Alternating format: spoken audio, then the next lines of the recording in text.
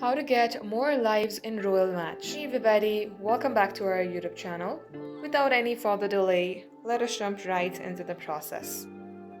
Start by opening up your application from your device. Now as you do so, you can see that I have only 4 lives left. In order to get more lives, tap onto the number or the plus icon. Then you will see free lives option. Tap onto free lives. And here it says if you join a team, you can get free lives. Now in order to do that, simply tap on the join. In case you don't like to join a group, go back and you can also refill with some coins. At this page, tap on to refill, that will take 900 coins. If not, you could also buy some coins from your home page. Tap on the plus icon of that shows the coin option. Then here you can buy your coins and also you can buy the lives.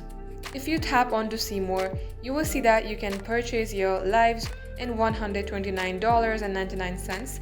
You will get superior treasure in that money.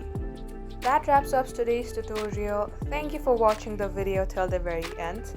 If it had helped you in any ways, then do like and subscribe. We will get back to you soon.